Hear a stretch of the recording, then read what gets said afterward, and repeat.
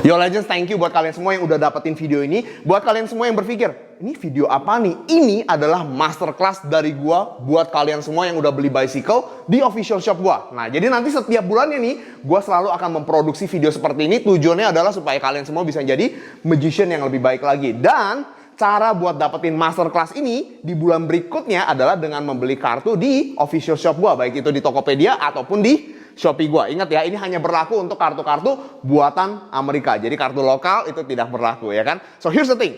Hari ini kita akan belajar gimana caranya menjadi a better magician, menjadi pesulap yang lebih baik. Dan kita harus ngerombak pikiran kalian mulai dari basic. Kita akan belajar tentang keycard atau kartu kunci. Kamera ke situ, ya kan? Biar gue jelasin ke kalian semua apa sih itu keycard. Oke, jadi keycard adalah kartu kunci. Sesuai dengan namanya, key artinya kunci, card artinya kartu. Nah, kartu yang menjadi kunci kita untuk mengetahui kartu apa yang dipikirin atau yang dipilih oleh penonton. Biar gue jelasin singkat buat kalian semua. Di sini gue punya satu pak kartu dan kartu yang gue gunakan lagi-lagi tentunya adalah kartu bicycle. Dan habit gue adalah selalu gue keluarin kartu joker keluar. Kartu boleh di shuffle, tidak ada persiapan yang aneh-aneh dari kartu ini, ya kan? Dan konsep dasarnya adalah ketika di shuffle nih, lu harus ingetin kartu apapun itu yang ada di paling bawah. In this case, kartu gua yang ada di paling bawah adalah kartu 2 skop. Gua akan simpan itu dalam hati gua, ya, nggak ada yang tahu kalau gua simpan kartu 2 skop dalam hati gua. Gua udah punya informasi. Oke, 2 skop sekarang ada di paling bawah. Di sini gua minta penonton gua untuk pilih satu kartu yang mana aja. Gua bakal asumsi ini adalah kartu pilihan penonton gua, ya. Dan gue bakal taruh dia kurang lebih di tengah-tengah, gue bakal potong kartunya. Dan ketika gue bagi satu persatu nih, tugas gue adalah cari kartu 2 skopnya. Begitu gue ketemu kartu 2 skopnya, ya kan, gue langsung tahu kalau kartu tepat di sebelah kartu 2 skop adalah kartu pilihan penonton. Nah, ini adalah konsep dasar dari keycard. Lo ketemu kartu keycardnya, sebelahnya itu sudah pasti adalah kartu pilihan penonton. Nah, kenapa gue suka dengan konsep keycard? Gini, kalau kita bicara tentang dunia sulap itu semuanya dipenuhi dengan rahasia. Gue rasa kalian semua di momen ini pasti udah tahu tentang itu semua. Dan terkadang ada rahasia yang mungkin sifatnya itu lebih rapuh. Ada beberapa trik sulap yang mungkin kalau misalnya koinnya diperiksa, itu bisa langsung ketahuan oleh penonton. Alasan kenapa keycard ini menjadi sesuatu yang dekat di hati gue, menjadi sesuatu yang benar-benar gue gunakan ya di dalam karir profesional gue adalah karena konsep keycard ini adanya di dalam pikiran gue. Penonton itu nggak mungkin bisa tahu kalau kita udah ingetin kartu paling bawah kalau kita nggak ngomong ke penonton kita. Nah, jadi lewat video ini nih, gue bakal sharing ke kalian semua metode-metode kreatif untuk mendapatkan keycard yang kita mau.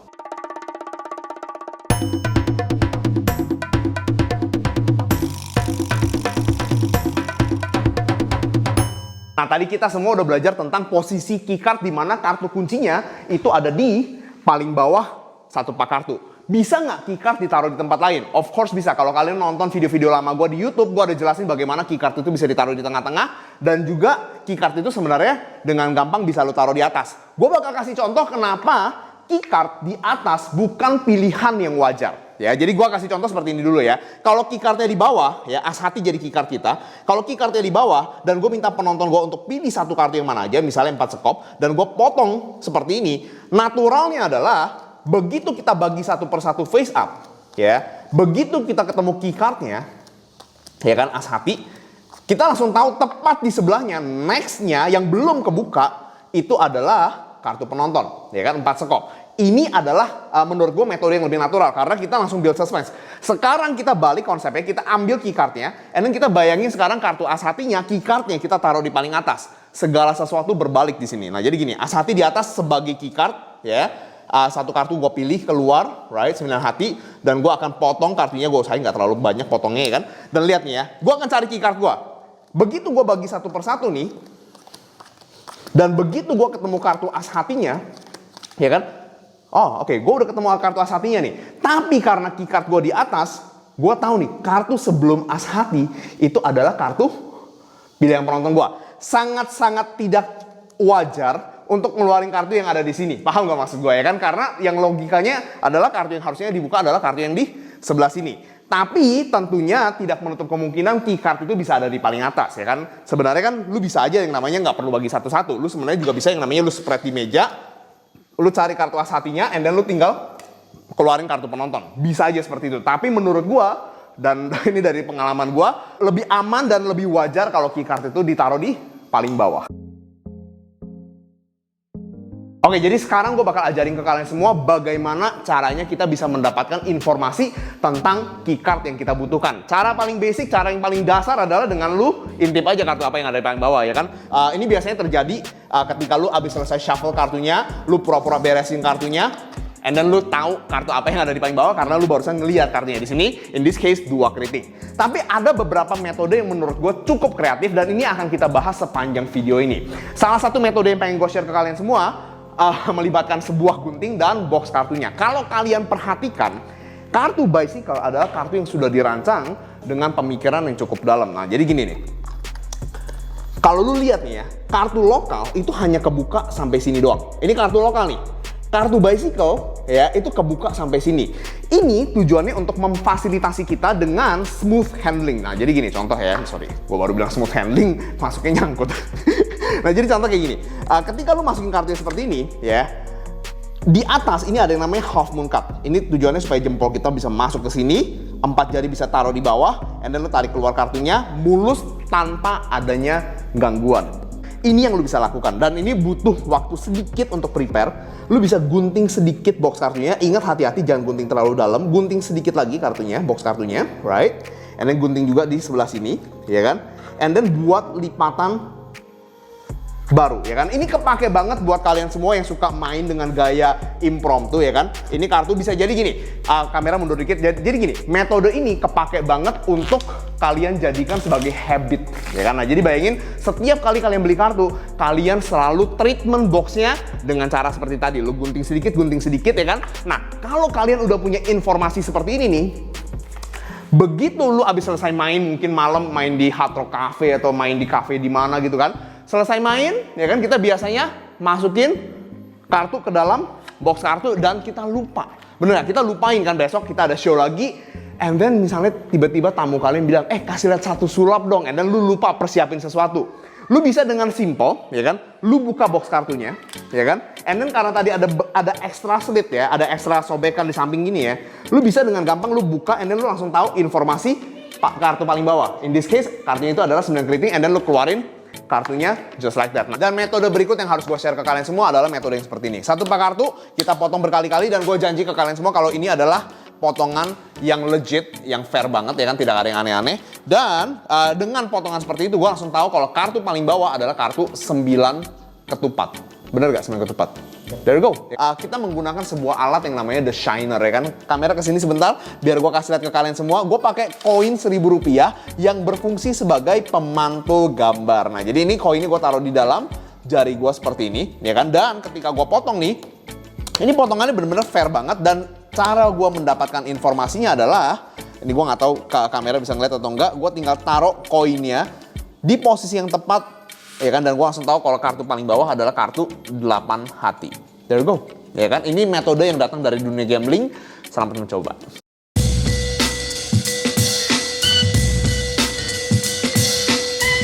Nah, sebelum kita masuk ke trik eksklusif kita, gimana kalau gue sharing 2 metode lagi untuk menemukan keycard yang kalian mau. Perhatikan baik-baik, di meja gue udah siapin 1 lembar kartu. Ini adalah kartu joker.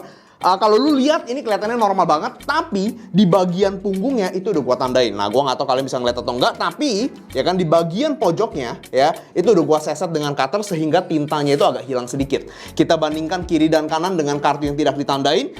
Ini adalah kartu yang sudah ditandain. Ini adalah kartu yang belum ditandain. Nah, dengan berbekal kartu gimmick seperti ini, ya, lu bisa main trik apapun yang lu mau, ya kan? And then begitu lu butuh kartu keycardnya nih, lu tinggal spread aja, ya. Dan karena lu tahu mana yang lu harus cari nih, begitu lu spread, lu tinggal cuttingnya tepat di kartu keycardnya, membawa kartu joker itu ke paling bawah atau ke paling atas. Senjata rahasia kedua yang pengen gua share ke kalian semua adalah dengan kartu yang sedikit lebih pendek.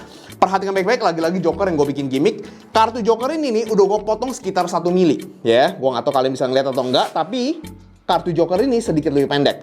Lagi-lagi berbekal kartu joker yang sedikit lebih pendek, lu bisa main trik apapun yang lu mau, ya kan? Dan kapanpun lu butuhin keycardnya, kesini, lu tinggal refill, ya kan? Begitu lu denger snap, klik gitu kan, lu tinggal cutting seperti ini, lu udah ngebawa kartu keycardnya ke paling atas. There you go, ya kan? Sekarang kita masuk ke trik eksklusifnya. So, here's the thing. Di sini gue punya satu pak kartu dan gue tahu ketika gue keluarin satu pak kartu, lu berhak untuk curiga sama gue. Jangan-jangan kartunya kartu khusus, jangan-jangan kartunya ada tandanya, jangan-jangan kartunya itu, wah, pokoknya lu bisa jadi punya 1001 teori tentang kartu gue. Tapi tenang aja, di dalam permainan yang kali ini nih, gue akan patahkan semua teori-teori itu. Nah, jadi gini, teori pertama biasanya adalah, well, jangan-jangan kartunya di setting, jangan-jangan kartu nggak ada. Pegang kartunya, shuffle. Ya, jadi teori pertama sudah dipatahkan. Karena kalau lu pikir baik-baik, mau sejago apapun gue nggak bisa mengendalikan apa yang terjadi di tangan lu. Lu shuffle ini benar-benar di luar kendali gue. Sampai sini setuju? Ya kan? Itu kekuatan pikiran gue. Ya kan? Barusan gue jatuh. Ya kan? Itu nanti ilmunya gue ajarin ya Jumat depan. Udah? Potong kartunya. Potong kartunya. Kartu paling bawah asal kop.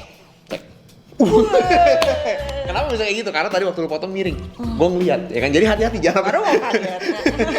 Jadi jangan sampai gue kelihatan kartu paling atas atau kartu paling bawah, ya kan? Nah itu juga teori kedua tuh, ya. Jadi gue minta lu acak-acak aja dikit, gue nggak ngeliat, ya kan? Aman? Kalau udah kasih tau gue. Udin. Udah? Nah teori berikutnya, ini kalau orang nonton sulap nih, biasanya teorinya adalah, well, you know, ini kan kartunya magician ya, kartunya pesulap. Jangan-jangan, ya, kartunya ditandain. Jangan-jangan ini kartu yang ada di toko-toko sulap yang ada tandanya di belakang. Bisa dong, namanya Ninja Hattori kan. Boleh dong pakai kartu tanda. Tapi gue nggak mau lu berpikir seperti itu. Nah jadi gini, gue pegang kartunya, pastikan gue nggak ngeliat apapun. Ambil sedotannya.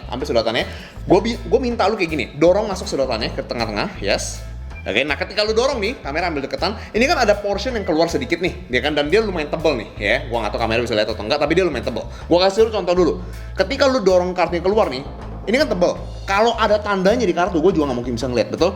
Gue minta lu ingetin kartunya jangan sampai lupa. Tumpuk kayak gitu.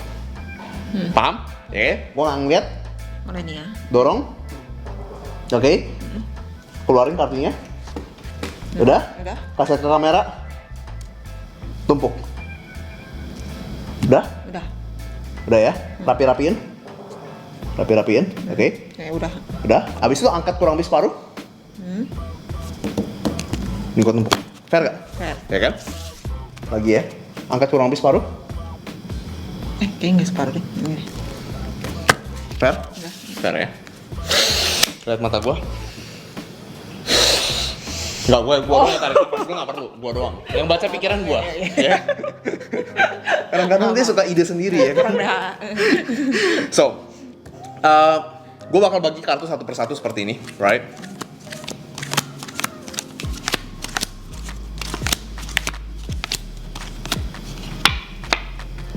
Lu percaya nggak? Kartu berikutnya yang gua balik, itu adalah kartu lu. Kartu berikutnya yang gue balik itu adalah kartu lo. Percaya nggak? Enggak. Nantangin gue. Mau taruhan nggak? 100.000. Maksudnya berikutnya sampai ini kartu kan? berikutnya yang gue balik. Iya. Siap? Kok bisa? Bener, kartu sebenarnya hati ya kan. Dan gue bakal ajarin kalian semua gimana cara ngelakuin ini semua. Sesaat lagi, jangan kemana-mana. Di sini aja. Kunci dari trik ini adalah keycard. Lagi-lagi materi yang barusan sudah kita bahas. Kartu boleh di-shuffle sebanyak mungkin, abis shuffle boleh dipotong, gak ada masalah. Cara shuffle-nya pun gak ada masalah sama sekali. Intinya boleh dikocok sebebas mungkin. Kuncinya ada di presentasi kita terhadap penonton kita. Kita akan berpura-pura mengajarkan penonton kita bagaimana caranya memilih kartu secara fair, ya kan? Nah, jadi akan terjadi adalah gua akan pakai sedotan, kalian bisa pakai sedotan, bisa pakai pulpen, gak ada masalah.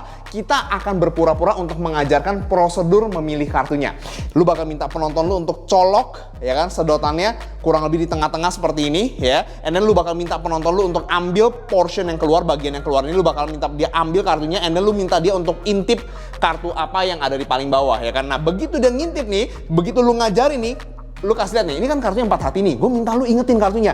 Yang akan terjadi adalah sebenarnya gini, begitu gue tarik dia keluar nih, gue akan geser kartu paling atas ke samping, ya kan? Gue geser dengan telunjuk. Nah, sekarang gue udah punya informasi kartu apa yang ada di paling atas. In this case, kartu yang ada di paling atas adalah kartu 7 keriting. Gue tumpuk di atas, penonton berpikir ini semua fair, padahal yang barusan terjadi adalah sekarang si pesulapnya, gue udah punya informasi tentang kartu apa yang ada di paling atas. In this case, 7 keriting. Di sini, obviously penonton akan ngelakuin hal yang sama. Dia akan dorong portion yang tengah keluar. Dia akan ingetin kartunya, ya.